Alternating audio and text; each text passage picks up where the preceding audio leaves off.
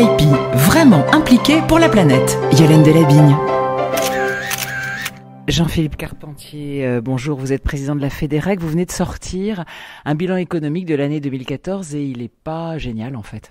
Oui, tout à fait, nous venons de sortir les chiffres de la branche de la Fédération du recyclage, donc ça représente à peu près 1300 entreprises dans le secteur, 2500 établissements et ces chiffres 2014 sont effectivement pas très bons et en plus on peut dire que l'année 2014 était découpé en deux parties, le premier semestre qui était on va dire normal et un deuxième semestre qui était très difficile avec la baisse du prix du pétrole, comme chacun le sait, qui était divisé par 2 il y a un an, et la baisse du minerai de fer, donc une baisse des matières premières qui a impacté directement le secteur du recyclage, puisque nos matières viennent en remplacement, substitution de ces matières premières, et bien évidemment le prix économique est un des premiers critères pour les utilisateurs de ces matières, et aujourd'hui nos matières issues du recyclage reviennent plus cher ou au même prix que la matière vierge, et donc on a des entreprises qui utilisent plus facilement la matière vierge que la matière recyclée.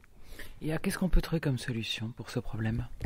Alors, d'abord, le problème dure encore, puisque ça c'était 2014, mais sur 2015, nous sommes dans la même perspective, puisqu'on a un baril qui est maintenant à $40, on le dit à $35 dans fin 2015, début 2016, donc on peut dire que on va avoir durablement cette situation. C'est une situation qui est dure pour l'entreprise, pour la trésorerie.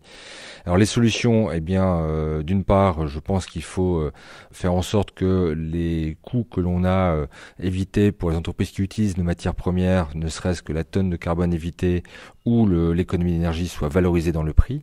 Alors ça peut être valorisé de différentes manières. La première manière, c'est de dire que le prix du carbone, aujourd'hui qui est de 6 € à peu près en France, alors qu'il est de 150 € en Suède, pourrait peut-être être revu pour inciter les entreprises à se tourner vers des matières recyclées plutôt que la matière vierge, de manière à limiter leur coût carbone dans les émissions de leurs usines. Et du coup, quel est l'impact au niveau des emplois ? Alors, le secteur, et c'est, je pense, sa responsabilité, aujourd'hui emploie à peu près 26 500 personnes dans la branche et a augmenté l'effectif de 1,8% par rapport à 2013. Donc c'est un paradoxe, mais vous voyez qu'on a des entreprises qui sont responsables et qui assument cette responsabilité. Et on a 85% de nos contrats qui sont en CDI. Ce qui veut dire aussi qu'on n'a pas de variable d'ajustement comme on peut l'avoir dans l'automobile avec les intérims, avec les CDD. Et donc les entreprises aujourd'hui n'ont pas licencié, elles sont dans leur réserve de trésorerie. Mais ça veut dire aussi qu'il faut qu'on trouve des solutions pour éviter d'avoir de la casse sociale. Et nous sommes dans la branche plutôt des PME, il y a quelques grands groupes bien sûr, mais plutôt des PME avec des effectifs de l'ordre de 20, 30, 40 personnes, avec des patrons, des entrepreneurs qui sont proches de leurs salariés.